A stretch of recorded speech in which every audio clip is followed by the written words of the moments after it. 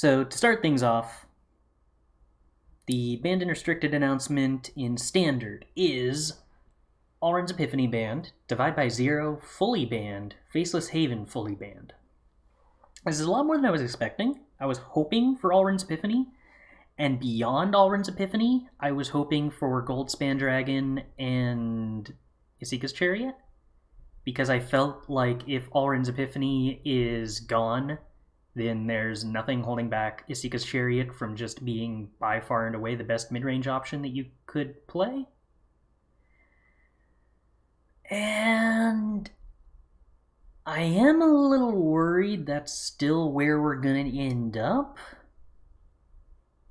because this doesn't address that at all, and those were definitely... I don't know. Maybe I'm crazy, but it feels like the only reason Alrund's Epiphany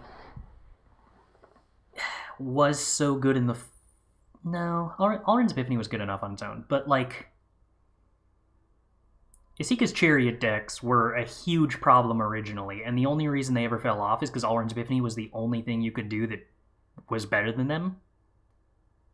I'm suspicious that banning Faceless Haven is not going to be enough to stop them, because they already weren't playing Faceless Haven, but I foresee that being where this ends up going. I do actually like the Divide by Zero ban, though. I think that if you're not going to ban Lear in Standard, and I don't think that banning Lear in Standard necessarily makes a ton of sense, then banning Divide by Zero actually does remove a lot of... Did I say banning Divide by Blue? Banning Divide by Zero removes a lot of blues. What's the right way to put this? Ubiquitous answers. Divide by Zero being a tempo spell that doesn't have the counterspell weakness of being useless against permanents that have already resolved, that also can be card advantage and a win con. I think it wound up being slightly too flexible in a way that wasn't really good for the format, I don't think. Blue is terrible now, though? I don't agree with that. You could play Alrund's Epiphany decks with 0 Alrund's Epiphanies, as it stood. Divide by Zero and Lear were just already super strong. Not that Standard is going to matter in the next future, that's true. So not sure how useful it is to discuss it, but do you think they hit Divide over Lear for economic reasons? Like on Arena? No, I don't suspect so. I mean, I guess they could have, but I actually do think Divide by Zero is a better ban than Lear. I don't expect Lear to be very impactful without Divide by Zero, and I do think that... I don't necessarily know if banning Divide by Zero is like the best possible thing for the format, but I suspect it's probably close to that. But I do think that it makes me happier to play the format, because Divide by Zero is so powerful that it like warped every blue deck and how you built it. You just couldn't not play Divide by Zero because not playing Divide by Zero was wrong. And if you were playing Divide by Zero, you should be playing Lear. Whereas now, like, you can try to do other stuff. It'll be worse, but you can do other stuff. The Faceless Haven ban, I guess I like. It nerfs mono white and mono green, which, like, I get how the current metagame makes it look like that's a really important thing and a big deal, but I do sort of feel like the only reason mono green and mono white were such a big share of the Standard metagame is because they were the only decks fast enough to have a chance against Epiphany. And that's not really because of Faceless Haven so much. Yeah, if they only hit Epiphany, then there would still have been just straight up blue-red control lists that would have been excellent. Galvanic Iteration and Unexpected Windfall is, even with Divide by Zero ban, maybe still good enough to be a deck. It'll be interesting to see where that goes without Divide by Zero, I suppose, is all I can really think of. But I have a very difficult time imagining a format that isn't just every deck is either playing Goldspan or Chariot, and most decks are probably going to play both. That seems to be the immediate next place this goes. But, I guess Standard, there's not really any tournaments before... Actually, wait, is there a Standard PTQ this weekend on MTGO? Maybe actually standard does matter. Okay, I was gonna say it doesn't matter until Neon Dynasty comes out, but there's gonna be a lot of Gruul decks this weekend.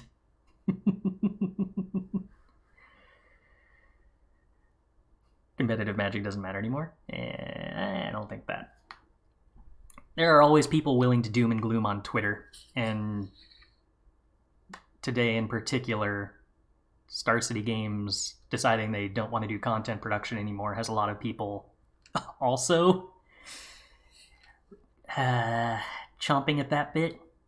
I continue to not actually agree with that take at all. I expect there will most certainly be competitive Magic in the future. And the reason that I keep coming back to pointing out is Worlds last year.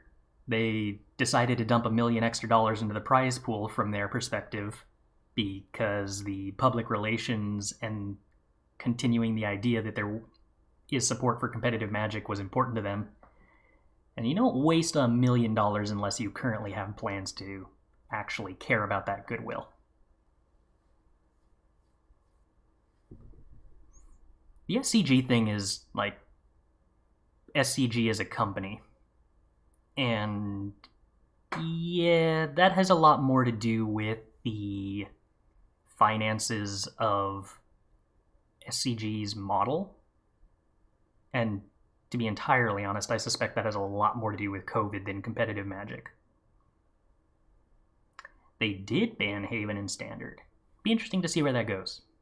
I don't actually suspect that will have a huge impact. Anyway, in Legacy, Ragavan is banned. I've never played a match of Legacy in my life, so I have no clue what that means or what this little monkey thing does. I think... Oh, it's got Dash. Huh. Okay. 1-drop 2-1 that makes treasures and draws cards. Yeah, alright. It seems good. Sure.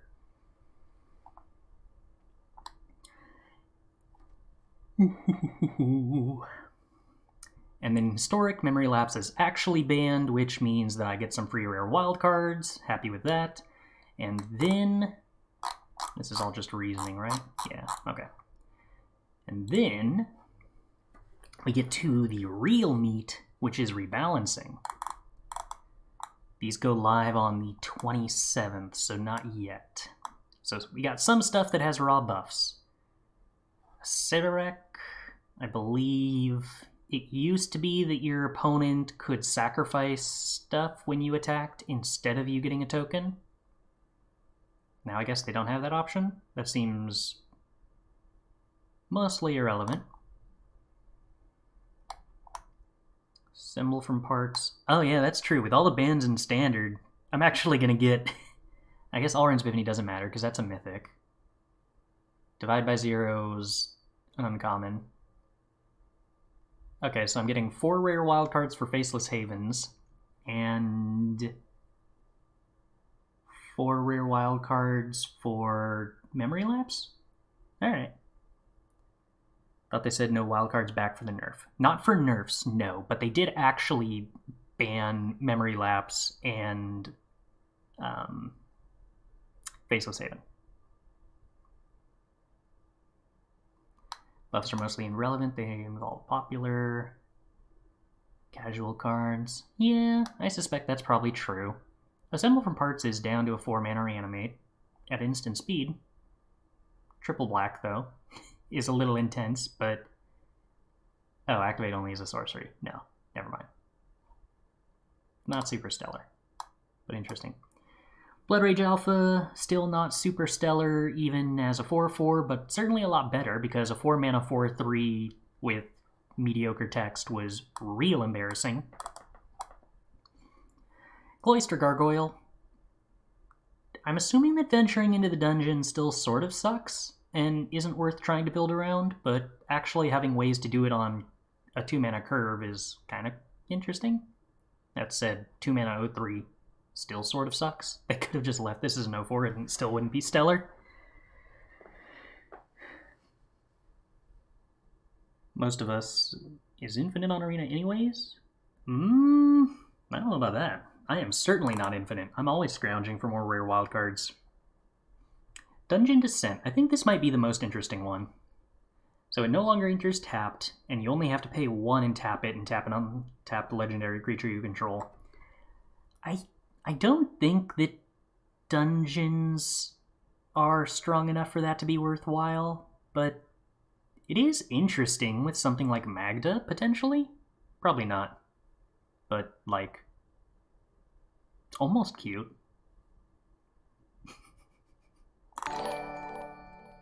Hey, Nefet! Thanks for the raid. How'd the stream go? You join us scrolling through the rebalances and trying to see if any of them matter.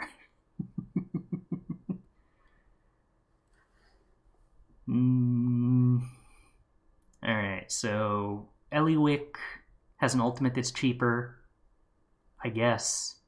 The problem with the card was that none of the abilities were good, but now you can get to the ultimate that isn't good faster than you used to be able to. Fate's Reversal. Return up to 1 target creature card from your graveyard to your hand, venture into the dungeon. That's like almost not bad. This is no longer embarrassing to play, but if I recall correctly, isn't it that the first venture you do never is super great, but the second venture can be kind of okay? Is that how that works? I don't know that I've ever actually used the interface to venture into the dungeon. What are the reward paths? Boop, boop, boop. MTG dungeons? There we go, okay. So you can scry 1, each player loses a life, or you can gain a life. If you choose to gain a life, the next one is scry 1, that's kind of bad. The next one is create a treasure token, that's kind of okay. If you do Fandelver, your first one scries 1, which is bad. Your second one either makes a 1/1 token or a treasure token, and both of those are kind of decent. That's like... Alright, so your first Fate's Reversal is kind of bad. Your second one makes a treasure? It's like... if you're randomly venturing, that's kind of okay-ish. Mostly it's pretty bad, though. Find the Path, kind of bad. Actually, wait. The 3-mana ramp spell that seeks a basic and puts it into play and then seeks a card with the number of lands you have in play, is that an alchemy card, or is that one of the historic digital-only cards? I've completely lost track of which is which. Because if that is it's alchemy? Okay, so there's like literally no format in which you would ever play Find the Path. Seek is alchemy only. Not true. There were a couple of cards that seeked in the historic stuff, weren't there? Like the one with Davriel's Withering. And the... Wasn't there an elf planeswalker? Scryfall. Advanced Search. Legal In. Historic. Seek. Yeah. What set is this? J21. Yeah, Jumpstart Historic Horizons. That was the set. So there are some Seek cards, but that was not the one that the ramp card I'm thinking of came from. So yeah, no reason to play that. Puppet Razor, 4 mana, 3/4. At the beginning of your end step, exile up to 1 target creature from your graveyard. If you do, you seek a card with mana value equal to the mana value of that card plus 1. That card perpetually gains menace. Okay. Card advantage that has to wait until your end step that relies on you having a graveyard is now slightly less easy to kill. Still bad, though. Precipitous Drop. 1 in a black, enchant creature. When it enters the battlefield, venture into the dungeon. Enchanted creature gets -2/-2. It gets -5/-5 instead, as long as you've completed a dungeon. If they turn this into a card with flash, this might actually be good. That's, like, almost playable, except for the fact that it's sorcery speed. That's a good question. If they ever do AFR draft again, are they going to have to make sure to not accidentally do the modified versions? Buffs are disappointing. I mean, none of these buffs are supposed to be for stuff that's... I don't think any of this is intended to make it competitive. I think it's intended to make the casual cards less unplayable, and they do sort of succeed to that. Yeah, Precipitous drop for a Lurrus deck is kind of interesting. That's true, that's true. Limited is not involved. Limited isn't intended to be involved. Whether the arena client succeeds at that, I think, is going to be an interesting, different thing to take a look at. And Triumphant Adventurer, 1 in a black, for a 2/1 Death Touch as long as it's your turn. Triumphant Adventurer is first strike. Whenever Triumphant Adventurer attacks, venture into the dungeon. This one actually, I think, is probably the most interesting buff, in the sense that, from a competitive standpoint, Triumphant Adventure was, I think, slightly closer to playable than we would have originally thought, in that it ventures a bunch on its own. A 2/1 first striking Death Touch that also sort of gets some card advantage every time it attacks. It's actually a pretty interesting card to run 4 of now, if you're in a white-black aggressive list. I think this one actually has some potential, but it's not, like, super exciting, really. Nadar is arguably better. Well, yeah, but isn't Nadar 3 mana?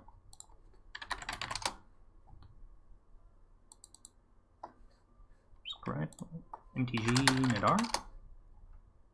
Nadar with 2 A's. Well, 3 A's. That's why. But, yeah, Nadar being better than Triumphant Adventurer isn't really a knock against Triumphant Adventurer, though, because they curve into one another. In fact, I would say that, like, the fact that Nadar exists probably makes this Triumphant Adventurer even better, because you get to venture, you know, multiple times, and it's finishing the dungeon that's the most appealing. Card adjustment. Divide by 0, nerfed. Return target spell or permanent with mana value 1 or greater to its owner's hand. If its mana value is 4 or less, learn. Okay. I mean, I wonder if that actually impacts the playability of Divide in Historic or Alchemy. Well, Divide isn't playable in Historic, but in Alchemy, wonder if they could add a digital-only dungeon. I feel like they could, and that's probably one of the most interesting things they could do to buff. It feels like that would be really opening a whole different sort of everything, but I can't really articulate why I feel that. I don't know. Anyway, Divide by 0 bounces Demonic Pact, which is something interesting that I'd never really thought about before. Whether that's the right color combination or not, who knows? Fearsome Whelp. Rules Adjustment. Now triggers on upkeep instead of instep, meaning more removal hits it, and they gave it haste. So, pretty much explicitly a nerf. Haste is a buff, but sorcery speed removal kills it. You get to untap and deal with it, so you don't have to deal with it with 1 mana when you're on the draw. More or less entirely a nerf to the parts of Fearsome Whelp that are actually good. I kind of stand by that I don't actually think this card needed a nerf in terms of, like, metagame percentages and adjustment. But, like, it's interesting to nerf a card not because it's too good, but because people don't enjoy the way it feels to play against it. I think that's a good thing, and I think they should probably do that more often, but this is, as far as I'm aware, the first time they've ever done that. Feels unfair when an opponent has Natural Tron? Yeah, but, like, it's inherently a very inconsistent deck, and it just has bad starts so often that it having busted starts isn't imbalanced. But this isn't really addressing an imbalance in the card, it's addressing that it doesn't feel fun. And I would be totally okay seeing more of that in the future, I think. The card is too good, the deck had a bad win rate because you had more opening hands without it than with ones with it? Yeah. I mean, that's essentially the crux of the deck. I suspect those kind of decks aren't good for Magic, so nerfing Fearsome, well, I'm okay with that. But on the whole of things, I can't think of too many other times where decks got nerfed when they weren't top tier decks. This is the first time I can think of that. Just mulligan more? Well, yeah, but you're an aggro deck where the mulligans seriously hurt because the way Dragons loses is running out of resources. So it was a deck that both had to mulligan more and was more punished by mulligans. Continues to be why I wasn't terribly impressed with the deck. Oh, did we? Oh, we did redeem. Okay, just a sec.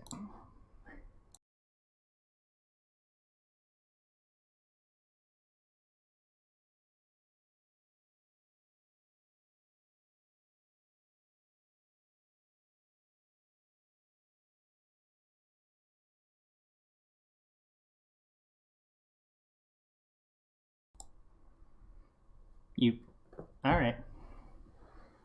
It's not usually the direction you decide to take coming off of a shoulder.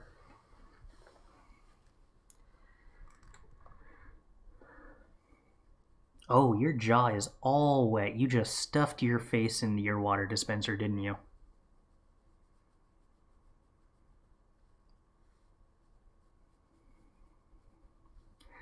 Alright, moving on. Hullbreaker Horror. Rules adjustment removed, can't be countered. This I think is really interesting. And part of the context for why this change to Hullbreaker Horror is so interesting to me is actually something that's happening later on that we're just going to grab a look at, which is that Lear is nerfed and only gives stuff flashback on the Lear player's turn. But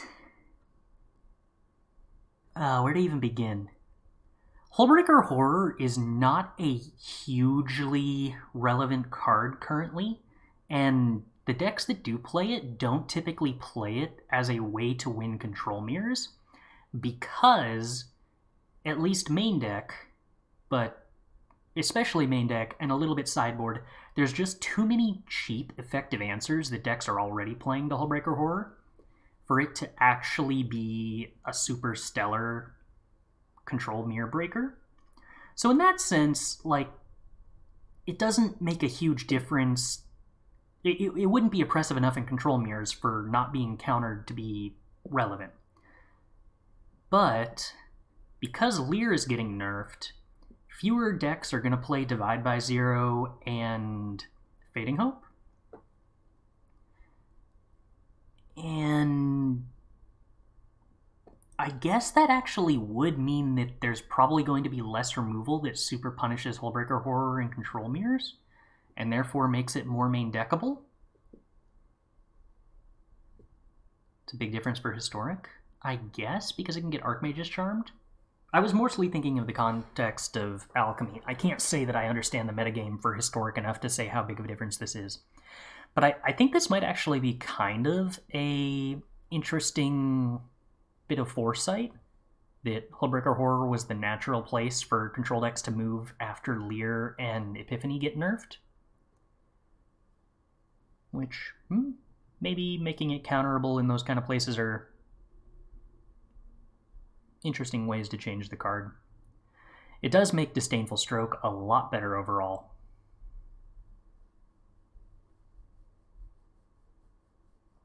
That said, I'm not totally certain I buy the argument that removing Can't Be Countered on Hullbreaker Horror makes the mirrors more fun. It certainly means that you have fewer comeback mechanics, of which Hullbreaker Horror was really one of the only things that could bail you out of a spot where you were behind. Which, I don't know if that strikes me as more fun. But for the most part, actually, what I ever used Hullbreaker Horror for wasn't breaking mirrors with control matchups, it was for fighting aggro decks, and I guess Horror still does that. Doesn't really change any of that, actually. Inquisitor Captain now no longer triggers when it ETBs unless you cast it from hand, which more or less I think means the card's basically unplayable, probably?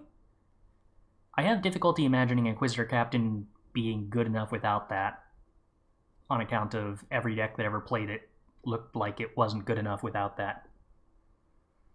So, yeah, alright. Whether it needed it in Historic or not, I don't know. I know that Soul Herder was a card people were particularly worried about, and I haven't played that enough to actually gauge it. Would you play Bloodbraid Elf in Alchemy? Maybe? I don't know. Probably not. Is Bloodbraid Elf a good Magic card? I haven't ever cast it before. Captain still good? I don't know. Maybe? It could certainly be okay, but not being instant speed's kind of painful. Relevant creature type? It is a human and it is a cleric, but do we have decks yet that take advantage of that? I could certainly see Captain being like a card that sees play in the future, but I no longer see it being like Collected Company in the sense that it is an omnipresent archetype definer.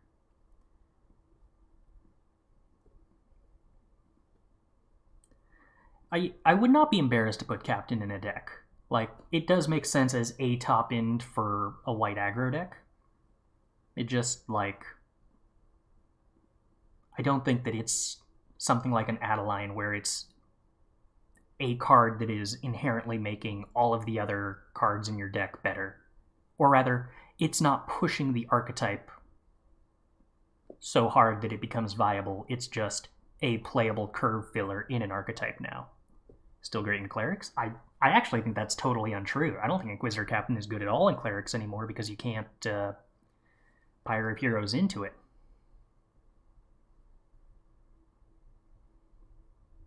Inquisitor Captain can get an Adeline. That's true. That's true.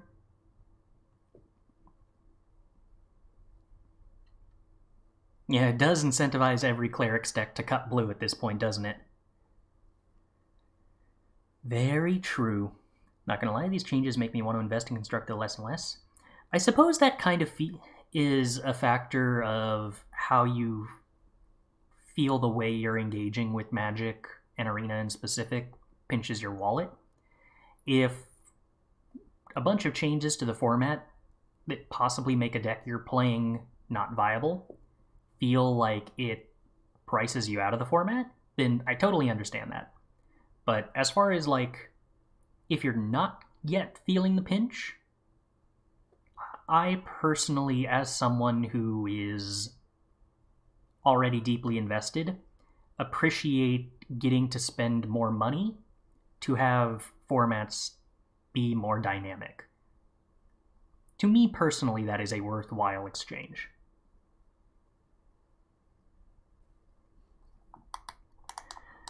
And like I said, Lear got nerfed. I suspect not being able to play removal at instant speed on your opponent's turn means Lear is just not worth playing anymore. I don't think there's enough sorcery speed stuff you can do with Lear to be, like, capable of building a deck around it.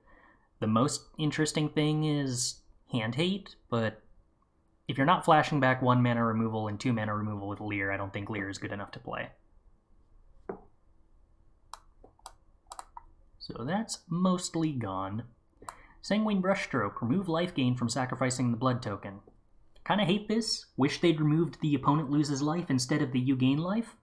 Because Yesterday, I absolutely wanted to put Sanguine Brushstroke into a Demonic Tutor control deck, or into a Demonic Pact control deck. I figured it would be fun to blink with Yorion because you could gain a bunch of life, and then they removed it, and now it's an aggro card, and now I'm sad. Bummer. Bummer, bummer, bummer. Townraiser Tyrant got a buff. They capitalized the R in the name and added a bunch of text that doesn't matter, that doesn't change any part of how it functions. Technically, it can't target basic lands anymore. That's pretty much irrelevant. Correction. There is a minor reason that this is actually a nerf, jokes aside about how every land plays non-basics, and so every deck where both players have gotten to 4 mana, like even the monocolored decks have a non-basic by turn 4, like almost all the time. The reason that this actually does sort of matter, and a thing I think a lot of players miss when playing Townraiser Tyrant against Control, is that there are actually a lot of times in the late game where it was correct to target basics with Townraiser Tyrant over non-basics. And the reason for that was, if your opponent was low on life, they were probably going to have to sacrifice the land, no matter what land you targeted. And if their mana was...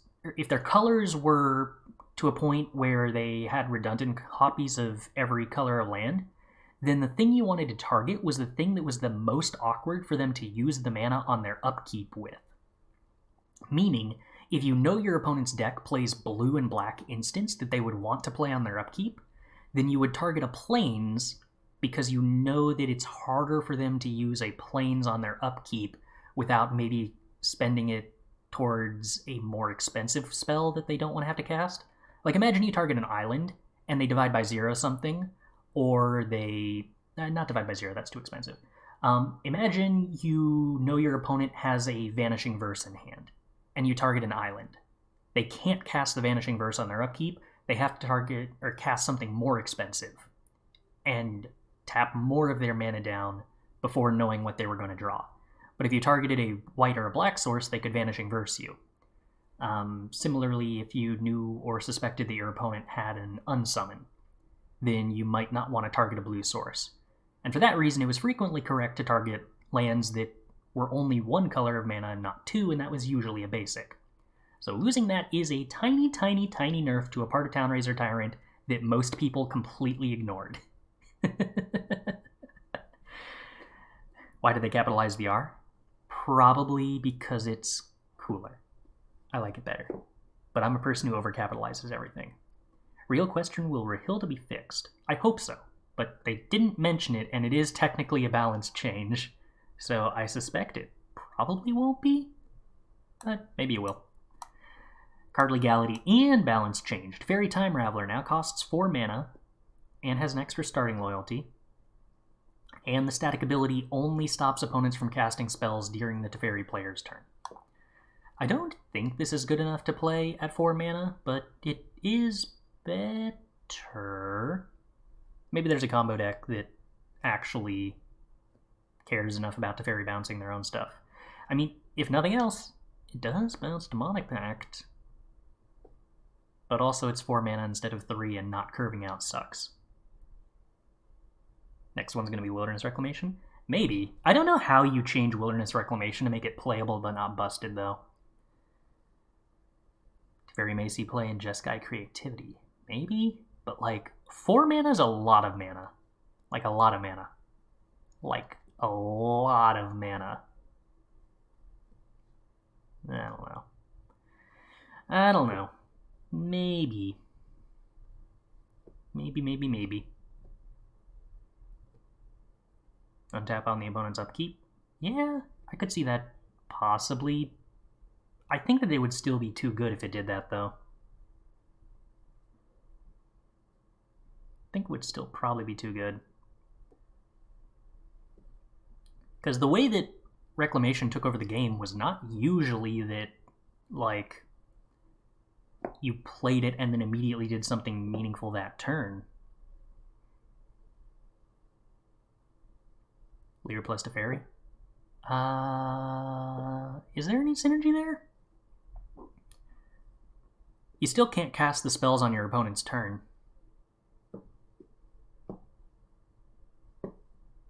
Untap on the opponent's combat. Maybe. Although, I think depending on how you word that, that makes Wilderness Reclamation a lot more busted in Commander.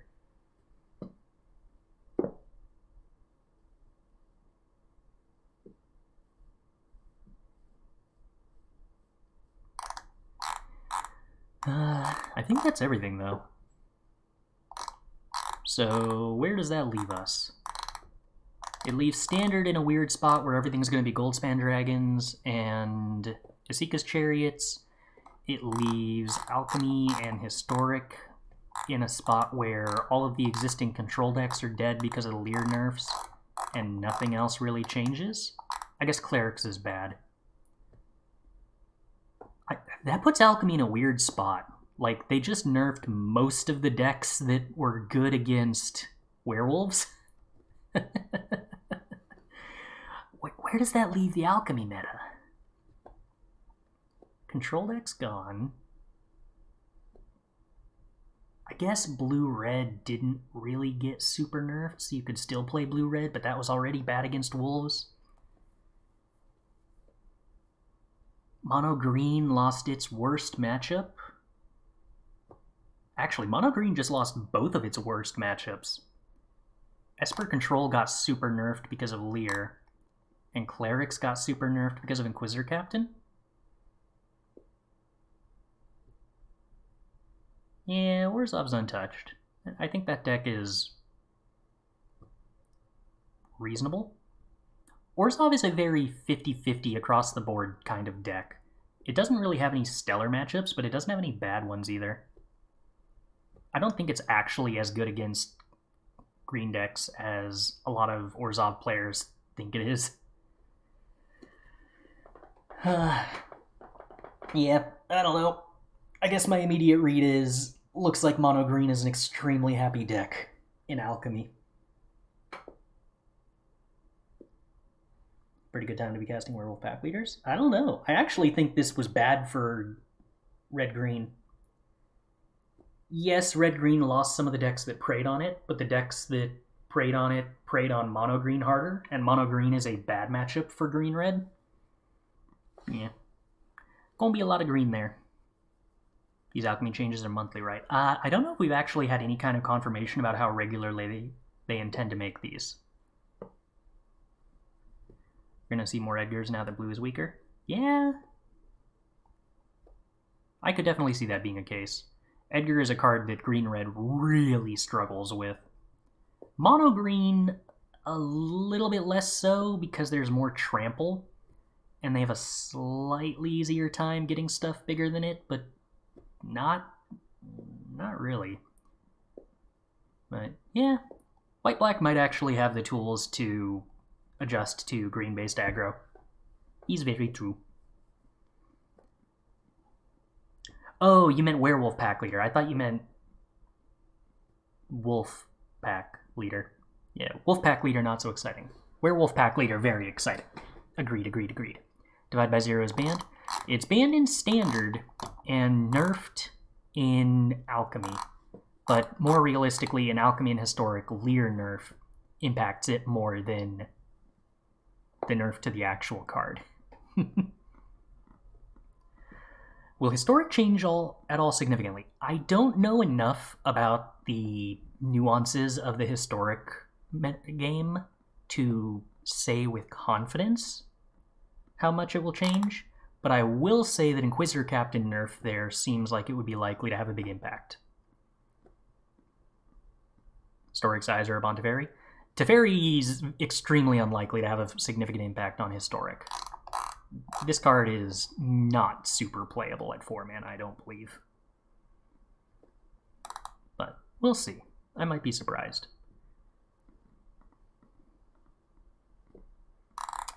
Might be surprised. I like Control. I just... I know how much I want to pay for my effects in Control, and 4 mana for Teferi is kind of too much.